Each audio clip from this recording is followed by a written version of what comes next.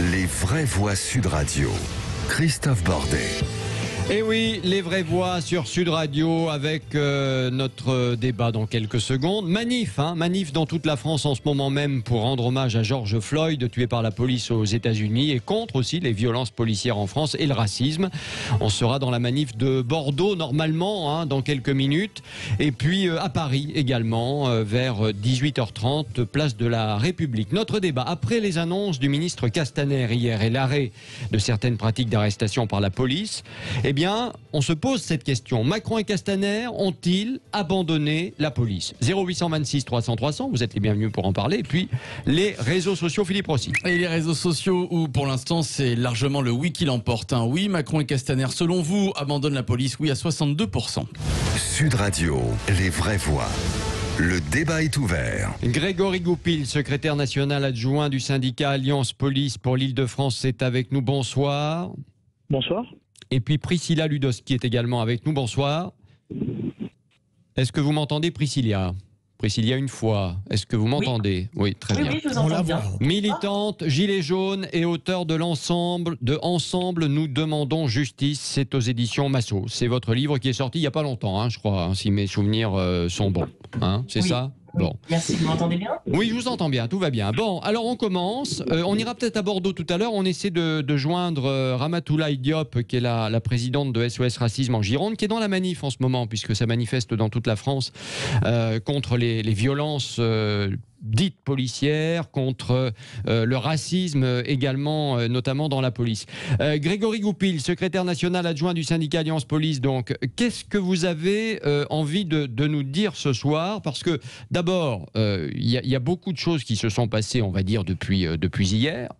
On a eu les déclarations du ministre de l'Intérieur sur l'abandon, la suspension de certaines pratiques policières. On va y revenir. Et puis, on a vu Macron et Castaner, pas Macron, mais plutôt le Premier ministre Philippe et Castaner, qui sont allés à Évry ce matin pour vous rencontrer. Qu'est-ce que vous retenez d'abord de cet épisode ? Parce que j'ai cru comprendre quand même que le Premier ministre était là pour faire de la câlinothérapie, en quelque sorte, Grégory Goupil. Oui, alors encore une fois, j'ai entendu le sondage des Français, 62%, je crois, si je ne me trompe pas, qui pensent que les policiers sont abandonnés par le gouvernement. Mais en tout cas, c'est 100% des policiers qui seront abandonnés par leur gouvernement, par leur ministre. Alors effectivement, câlinothérapie peut-être, mais ça ne suffira pas. Aujourd'hui, les policiers se sentent littéralement abandonnés. On ne sait pas jusqu'à où ça va s'arrêter. Encore une fois, tout fait débat dans la police. Demain, on va nous reprocher d'être les responsables du Covid-19 en France et à l'international. On fait des parallèles entre la police américaine et la police française qui n'ont pas lieu d'être. Ça devient très compliqué d'exercer notre profession et de l'exercer en toute sécurité après de nombreux sacrifices de la part de mes collègues au quotidien, que ce soit sur les gilets jaunes, que ce soit sur Nuit debout, que ce soit sur la période et la vague d'attentats où les gens applaudissaient le courage et la détermination des policiers.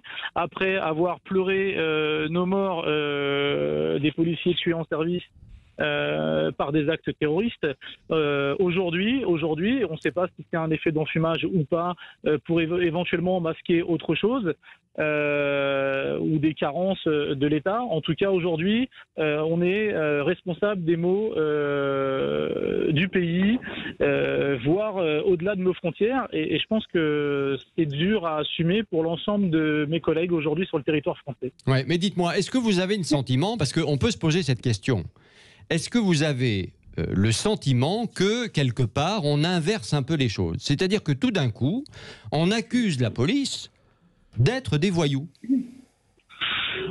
Non, mais c'est vrai. J'ai entendu en préambule la personne qui représente les Gilets jaunes qui veut de la justice. Bon bah écoutez, tant mieux, parce que pour le coup on aura peut-être un point commun sur ce débat, parce que nous aussi on demande de la justice. Nous aussi, lorsqu'on travaille pour des victimes au quotidien, nous aussi on veut de la victime, on veut des sanctions exemplaires. Mes collègues, quand ils sont victimes de violences dans l'exercice de leurs fonctions, et pas parce qu'ils ont été en dehors des lois, hein, simplement dans l'exercice de leurs fonctions, lorsqu'ils sont défigurés, lorsqu'ils sont, ils ont des blessures irréversibles, et ben eux aussi demandent une justice. Et je peux vous assurer que la justice n'est pas forcément rendue. Et c'est pas pour ça que les policiers sont dans la rue, qu'on casse, qu'on dégrade, qu'on tague.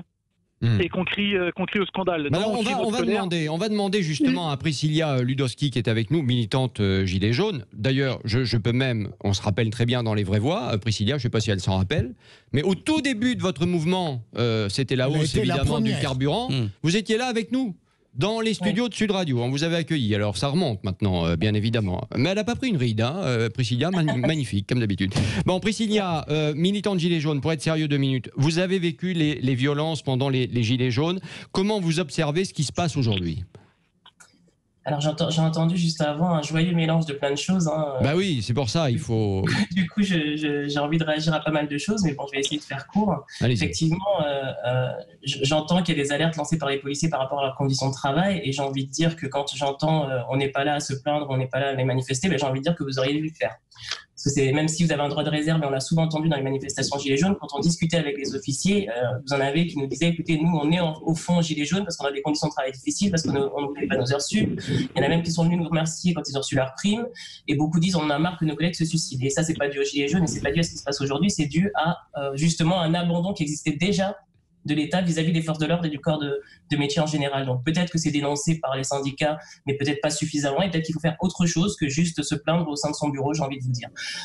Pour ce qui est par contre de ce qui se passe aujourd'hui, moi ce que je trouve dommage, c'est qu'aujourd'hui, quand on considère qu'il y a des choses qui ne vont pas au sein de sa structure, de son travail, on le dénonce. Avec ou sans les syndicats, il y en a qui sont adhérents ou pas, donc ça c'est une chose. Quand on constate que dans l'exercice des fonctions, il y a des débordements, qu'on dépasse les limites de ces fonctions et qu'on arrive à tuer des gens ou à mutiler des gens ou à blesser des gens, alors que normalement quand on va interpeller une personne du lieu de l'interpellation, sauf si on est attaqué frontalement, qu'on est visé par une arme, etc., tant que la personne n'est pas armée, et on est censé pouvoir conduire cette personne du lieu d'interpellation jusqu'au poste sans qu'elle meure ou sans qu'elle soit blessée ou sans qu'elle soit mutilée. Et ça, qu'on le veuille ou non, c'est censé être une réalité. Il y a quelques cas. Donc là, vous parlez de l'affaire Adama Traoré. C'est ça, vous faites allusion à ça. L'affaire Adama Traoré et toutes les autres affaires où il y a eu des débordements, où la police a dérivé. Et ça, il faut savoir aussi en tant que syndicat le dénoncer. Donc peut-être qu'ils ne sont pas tous, ils sont certainement pas tous à mettre dans le même sac. Comme dans tous les corps de métier, tout le monde ne fait pas n'importe quoi, mais certains font n'importe quoi. Et dans ce cas-là, il faut savoir le dénoncer aussi, même au sein même de la police. Et ça, c'est pas fait. Peu de policiers l'ont fait. Ils l'ont fait à visage couvert parce qu'ils savent ce qu'ils risquent au sein de leur structure. Ils l'ont fait au détriment de ce qui pourrait leur arriver derrière, c'est-à-dire ils ont après des suspensions, des conseils de discipline, etc. Parce qu'effectivement, ils risquent des choses. Et les gens qui manifestent dehors et qui se prennent des LBD dans la tête, ils risquent aussi quelque chose quand ils vont revendiquer un certain nombre de choses. Mais on va poursuivre évidemment ce débat avec vous, Priscilla, et puis avec Grégory Goupil qui est avec nous dans un instant. Les vraies voix Sud Radio. Christophe Bordet. La suite des vraies voix sur Sud Radio avec Philippe Binger, Laura Tenucci, Philippe Rossi. Le grand débat après les annonces du ministre Castaner hier et l'arrêt de certaines pratiques d'arrestation par la police. Macron et Castaner ont-ils abandonné la police? 0826 300 300. Vous êtes les bienvenus pour en parler si vous le souhaitez, bien évidemment. Et puis les réseaux sociaux. Philippe Rossi. Eh oui, les réseaux sociaux. 63% de nos auditeurs qui répondent oui à notre question. J'aimerais vous lire quelques commentaires. Tiens, celui de Paul qui nous dit complètement Christophe après s'être caché derrière eux pour faire le sale boulot. Après avoir validé une doctrine violente contre les Gilets jaunes, voilà maintenant qu'il leur crache à la figure. Colras qui poursuit. Ce qui est grave, c'est qu'à travers la mise en cause de l'institution police, ce gouvernement renonce à l'état de droit.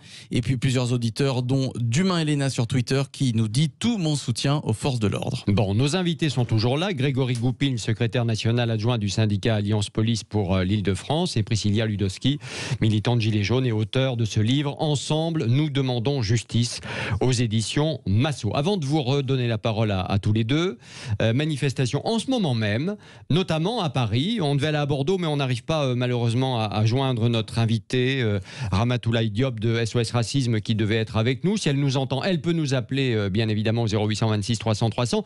On va à Paris là maintenant avec notre ami Clément Barguin qui est en direct avec nous. Bonsoir Clément. Bonsoir. Alors manifestation pour rendre hommage à George Floyd, tué par la police aux États-Unis, et contre les violences policières et le racisme en France. Clément, comment ça se passe pour le moment ?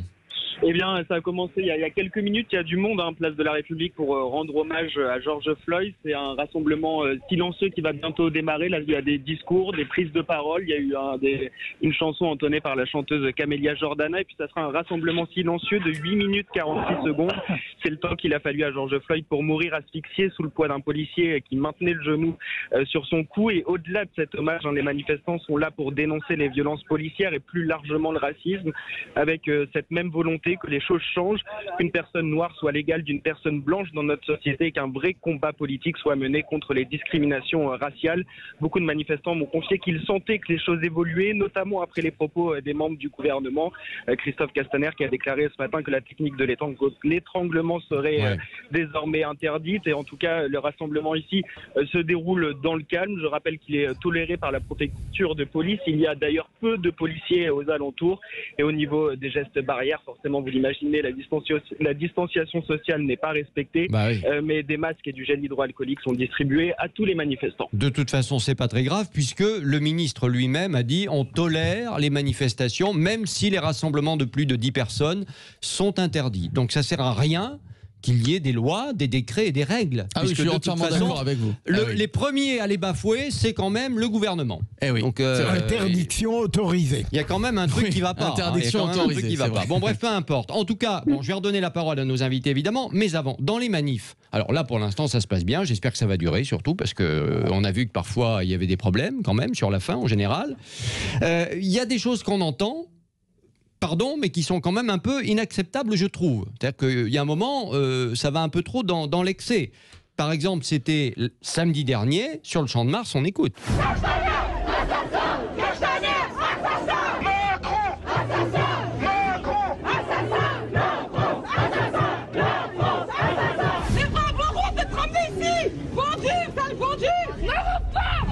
Bon, alors ce sont des excités, mais toute la foule les reprend. Donc moi je veux bien croire que ce ne sont que quelques excités, mais on entend toute une foule qui dit la même chose. Macron assassin, la France assassin, et ce policier noir qui est accusé d'être invendu. Voilà, on avait déjà une affaire mardi là-dessus, on en a eu une autre ce week-end, que l'on apprend maintenant parce que les images arrivent. Voilà, qui est accusé d'être invendu, sale vendu, parce qu'il est policier, parce qu'il est noir et qu'il ne serait pas dans le bon camp. Et ça se passe sur le Champ de Mars à Paris. Priscilla, est-ce que vous cautionnez ? Moi, je suis pas là pour cautionner ou pas cautionner. Moi, je suis pas élu ou politique. Non, mais vous avez un avis. Oui, je vais vous le donner. Je vais vous le donner. D'ailleurs, pour ce qu'on entend juste avant, donc je vais réagir sur les deux. Allez-y. Sur ce qui a été chanté juste avant en parlant d'assassin. Et je pense effectivement, on parle pas de quelqu'un qui a été sciemment tué quelqu'un d'autre, mais je pense que la colère dit que, en gros, vous êtes complice de ne pas avoir condamné le meurtre d'une personne qui a été interpellé, qui aurait dû simplement peut-être être emmené au poste et qui finalement... Mais ils n'étaient pas au pouvoir. Il y a 4 ans, ils n'étaient pas au pouvoir. C'est pas de la faute de Macron ou de Castaner, pardon. C'est comme tout ce qui se passe depuis le début du mouvement des Gilets jaunes. Quand on dit que le gouvernement est responsable, vous vous rendez bien compte qu'on parle des gouvernements successifs et de toutes les décisions qui ont été prises jusque-là et qui, certaines, ne sont pas reprises, ne sont pas remise en question par le gouvernement actuel. Donc, quand on dit assassin, c'est toute une chaîne de décisions qui est critiquée plus que l'être lui-même. Qu'on n'a pas vu sciemment tuer quelqu'un. Pour ce qui est de ce qui est dit à l'officier noir par la personne, j'ai vu la vidéo, effectivement, c'est très fort. Moi, c'est pas ce genre de choses, je ne le dirais pas à un officier qui soit noir ou blanc, peu importe. Je pense que la personne, ce qu'elle dit là, c'est qu'en gros, moi, ce que je comprends et ce que je dénonce à travers ce qu'elle dit, c'est plutôt, il y a des choses qui se passent qui ne sont pas normales, que vous, en tant qu'officier, vous ne dénoncez pas. Et ça, c'est un vrai problème, parce que quand on ne dénonce pas ce qui se passe et qu'on constate au sein de sa structure, c'est que soit on ferme les yeux peut-être par crainte, parce qu'on a vu que certains n'osaient pas témoigner, ou soit vous cautionnez effectivement ce qui se passe au sein de votre service. Et l'Allemand a bien dit il n'y a pas si longtemps, nous ne sommes pas dans le même camp. Le préfet. De quoi il parle ? Le préfet allemand a dit effectivement nous ne sommes pas dans le même camp, donc ça pose. Oui, il l'avait dit pendant les Gilets jaunes à un moment, mais enfin bon, voilà, effectivement, ça avait choqué beaucoup de monde. Grégory Goupil qui est avec nous, je le rappelle, secrétaire national adjoint du syndicat Alliance Police Île-de-France. Vous avez envie de répondre quoi à Priscilla par rapport, parce que c'est intéressant ce que dit Priscilla, mais en même temps, si à chaque fois qu'on a des déclarations de gens un peu excités, il faut prendre un décodeur pour dire exactement ce qu'ils pensent en réalité, on ne va pas s'en sortir. Ça n'a gêné personne pour l'allemand. Oui, non mais bon, enfin, tu vois, bon. Grégory, vous en pensez quoi ? Moi, je vais vraiment prendre position. Moi, je cautionne pas du tout les propos. J'ai une pensée d'ailleurs émue pour mon collègue qui, je pense, a souffert a souffert des mots qu'il a entendus, vendus, parce que ce collègue, il a rejoint une institution. Ce collègue, il a fait 1 an d'école de police. Il sacrifie sa vie de famille et ses week-ends pour sécuriser, entre guillemets, la veuve et l'orphelin. Hein. Je vais faire peut-être pleurer dans les chaumières, mais c'est un petit peu l'idée. Quand on rentre dans la police, on est là pour protéger et servir. Quand on entend le mot vendu, je suis désolé, mais à un moment donné, lorsqu'on rentre dans du communautaire, c'est le premier pas dans le racisme. Et ça me gêne. Ça me gêne, parce qu'aujourd'hui, des gens du racisme anti-flic, je suis désolé, on en est victime nous aussi tous les jours. Des imbéciles, il y en a partout. Stigmatiser les policiers de racistes, je trouve ça parfaitement inadmissible. Et j'aurais pas besoin d'écrire un bouquin pour le dire et prendre position. Mais juste une chose, Grégory, la différence, c'est parce qu'on entend ça depuis des jours. Des imbéciles, il y en a partout. On peut avoir, je sais pas, on peut avoir un journaliste con, un plombier con, peu importe. Bon, ça, on a compris. Mais vous, la différence, c'est que vous avez la force légitime. Donc forcément, c'est ça aussi qu'il faut voir. C'est pas la même chose, quoi, quand même. Vous avez une responsabilité que d'autres n'ont pas. Je vous rassure sur un Mais ça, point. vous le savez. Bon. Encore une fois, et aujourd'hui on a beaucoup de personnes, et notamment, je l'ai vu pendant les manifestations des Gilets jaunes, pour revenir effectivement sur le soutien des policiers. Oui, certains policiers soutenaient certaines revendications. Ce qu'on soutenait pas, c'était la casse, les débordements et la haine anti-flic. Nous, on n'est pas là pour renverser un système et on est téléguidé par aucun politique. Voilà, ça c'est pour être très clair sur les manifestations Gilets jaunes. Maintenant, il y avait les ordres du préfet de police. Enfin, on va pas revenir sur tout ça, évidemment. Mais il y avait quand même des ordres du préfet de police de Paris. L'allemand connu comme le loup blanc. Bon. Sur les propos, avec la BAC qui faisait un peu n'importe quoi, quand même. Sur les propos racistes et sur des faits qui auraient pu être des faits de violence, l'IGPN a été systématiquement saisie. Moi, j'ai eu des cas où le samedi, il y a eu débordement. Le dimanche, les collègues étaient convoqués à l'IGPN pour une enquête approfondie. Aujourd'hui, en France, on remet tout en cause. C'est-à-dire que on remet en cause l'IGPN. Bah oui, c'est la police de la police. Mais moi, je peux vous assurer que l'IGPN, dans les rangs de la police, elle fait plus que peur et que, encore une fois, ils nous font jamais de cadeaux. Tous les mercredis, à la préfecture de police, il y a des collègues qui sont sanctionnés pour des manquements déontologiques, pour des collègues qui auraient éventuellement dérapé sous toutes les formes qui existent, mais qui sont hors clou. C'est des personnes qui sont révoquées. Ça va d'une sanction comme un blâme à la révocation. Ça a lieu tous les mercredis. Mais j'ai l'impression aujourd'hui qu'il y a des personnes qui parlent du métier de policier, mais qui ne connaissent pas le métier de policier. Il y a des personnes qui vont nous apprendre aujourd'hui à intervenir alors qu'ils ne connaissent rien du tout aux méthodologies d'intervention des policiers. Mais c'est un vrai débat en France. Moi, je ne vais pas apprendre à mon boulanger à faire du pain. Donc là, c'est le vrai débat de fond. Non, mais alors, le vrai débat de fond, parce que vous parlez de ça, c'est bien, et on va continuer d'en parler. Il y a aussi, alors on nous dit qu'il y a moins d'argent qui a été mis sur la formation ces dernières années parce qu'on a voulu embaucher plus de policiers, donc il fallait trouver des transferts d'argent, etc. Donc il y a tout un tas de choses à dire. On va continuer évidemment d'en parler avec toutes les vraies voix qui sont autour de la table. Laura. Oui, non, moi je voulais dire que j'ai entendu Priscilla et Grégory et je comprends ce qu'ils disent, mais je voudrais vraiment soutenir Grégory parce que je trouve que c'est incroyable. Pendant le confinement, la police s'est exposée, elle n'avait pas de masque. Puisqu'on n'avait pas de masque, on le sait. Donc la police faisait son travail, sortait sans masque. Alors là, c'était des messages sur les réseaux sociaux. Merci la police aussi. Bien sûr, on remerciait les soignants, mais on remerciait les policiers qui faisaient leur travail. Alors maintenant, on passe de tout à rien. Et on insulte, et moi je vois passer sur les réseaux des phrases qui n'ont pas lieu d'être. Enfin, je veux dire, effectivement, c'est facile peut-être de dire il y a des imbéciles partout, mais c'est vrai. Et c'est une minorité. Et pour voir et côtoyer des policiers au quotidien, je peux vous dire qu'ils n'ont pas des conditions évidentes, qui sont ultra humains, qui se font caillasser, qui disent rien.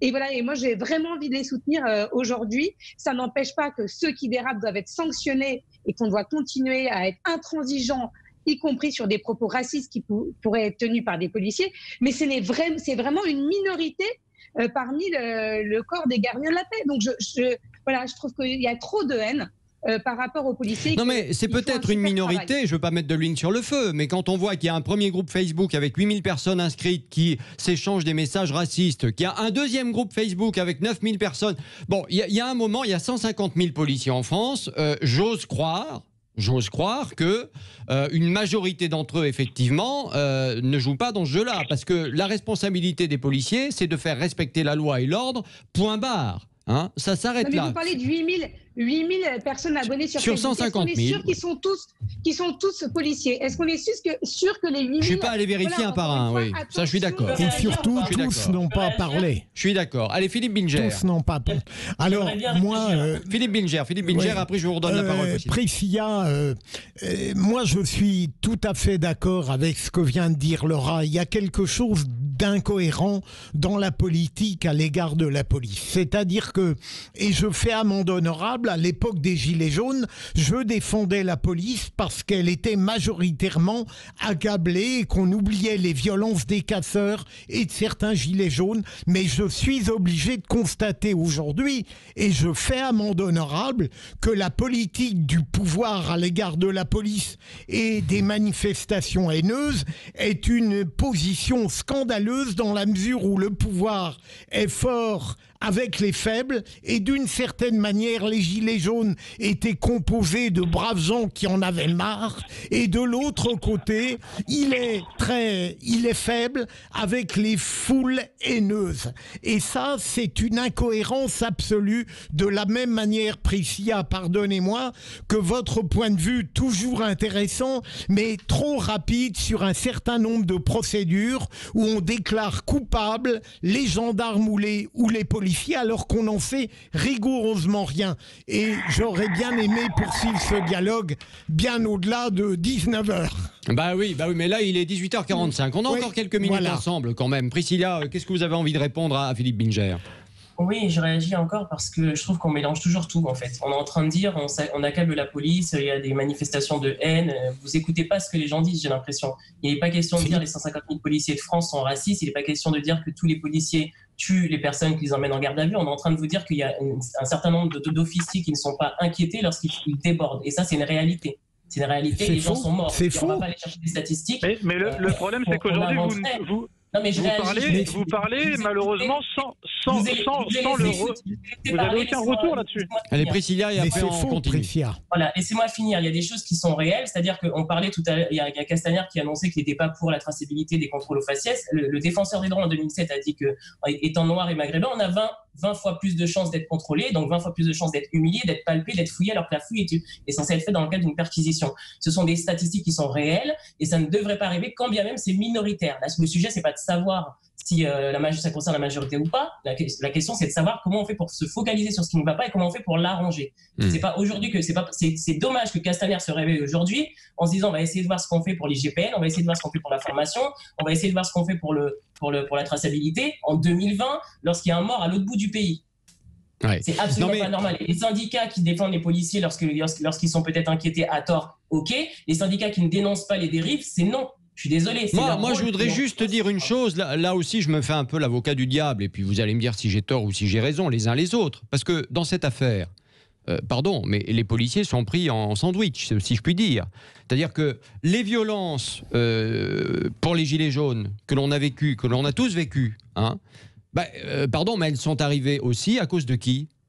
Parce qu'on le disait à l'instant, ce sont essentiellement ces gens qui avaient des petites retraites, des tout petits salaires, etc., qui n'en pouvaient plus de payer, qui en avaient ras-le-bol, qui sont descendus dans la rue, qui sont les Gilets jaunes. Bon, mais si c'est arrivé parce que la politique, derrière, depuis des années, n'a pas fait son travail pour ces gens-là.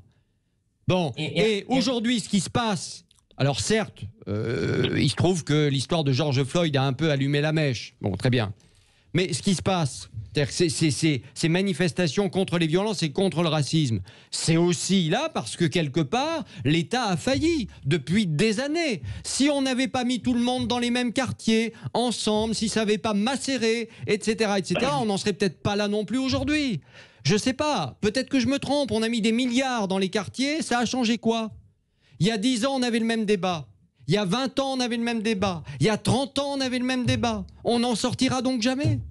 Moi, je ne sais pas, mais c'est ça qui ne va pas. Et à chaque fois, c'est quand même l'État qui ne fait pas le boulot. Voilà, ce sont les politiques qui ne font pas le boulot. Et qui sont les victimes? C'est des gens comme Priscilla, et puis c'est des gens comme Grégory. Voilà. Moi, je suis désolé, mais il y a un moment, il faut le dire, l'État ne fait pas son boulot, il n'est pas à sa place. Voilà, c'est tout. Je ne sais pas ce qu'en pense Grégory, mais voilà. Grégory. Moi, j'en pense aujourd'hui que si, lors des manifestations des Gilets jaunes, on a fait des centaines et des centaines et des centaines d'interpellations, on a risqué nos vies. Il y a eu énormément de policiers blessés. Mais si toutes ces personnes interpellées, qu'on a remis, nous, entre les mains de la justice, s'il y avait eu des réponses pénales qui étaient adaptées, je peux vous assurer que les semaines d'après, peut-être qu'on aurait eu moins de casseurs. Peut-être qu'il n'y aurait pas eu de sentiment d'impunité, parce qu'il y a eu un sentiment d'impunité à la fin. Les groupes Black Bloc, etc., ils étaient plus que présents. Et la casse, tous les samedis, c'était toujours plus important. Des démonstrations de force. On retirait un peu de pouvoir aux policiers parce qu'à un moment donné, on achetait aussi un petit peu la paix sociale. Et à côté de ça, je peux vous assurer que moi, c'est pas le problème des débats des Gilets jaunes. Quand vous dites que les Français, le petit Français qui n'a pas de travail, le retraité, tout ça, mais moi, ces gens-là, je les soutiens à 3000%. Mais c'est pas ces problèmes. Le problème, c'est pas ces gens-là, c'est la minorité de personnes qui défient l'État et qui veulent renverser le système. Moi, je suis un policier. Je ne suis pas là pour renverser un système. Je respecte les lois de la République. Moi, ce qui me pose problème, c'est qu'à un moment donné, quand on fait notre boulot, nous, de policiers, et qu'on remet des délinquants, des casseurs, des personnes qui ont souillé l'Arc de Triomphe, des monuments sur Paris, entre les mains de la justice, il n'y a pas de réponse pénale. Il n'y a quasiment eu aucune incarcération. On va laisser la parole à Philippe Rossi. Pardon, Philippe Ringer. On va laisser la parole à Philippe Rossi qui n'a pas eu la parole. Vous l'avez eu plus que de raison. Mais vous l'avez eu beaucoup, vous, Christophe. C'est normal, c'est moi qui mène le débat, c'est pas vous. Non, moi alors. Voilà, mais d'accord. Mais enfin, vous faites des éditos. Bon, eh bien, peut-être, mais c'est moi qui mène le débat jusqu'à preuve du contraire. Si vous n'êtes pas content, vous ne pouvez pas ne pas venir demain.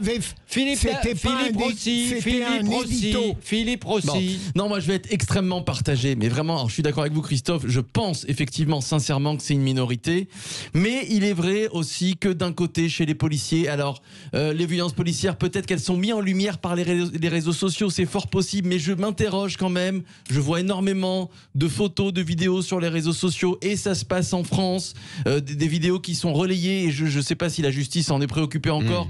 Voilà, ça m'interpelle. Et d'un autre côté, effectivement, et là je suis d'accord avec Grégory et avec Christophe, c'est vrai que dans les banlieues, ce sont des zones de long droit, les policiers ne peuvent pas y aller. C'est vrai que dans pas toutes les banlieues, bien sûr. C'est vrai que dans les manifestations, on voit des choses qui sont incroyables. Moi, j'y étais en tant que reporter dans les manifestations. J'ai pas fait les Gilets jaunes, mais j'en ai fait d'autres. Et on voit, alors là aussi, c'est une minorité, mais on voit quand même beaucoup. Excusez-moi, je sors le mot. Ce sont des voyous, ce sont des racailles qui s'incrustent dans les manifestations, qui vont vers les policiers, qui vont les provoquer. C'est toujours une minorité effectivement. Et malheureusement, j'ai bien peur qu'on ne s'en sorte pas. La fin de notre débat.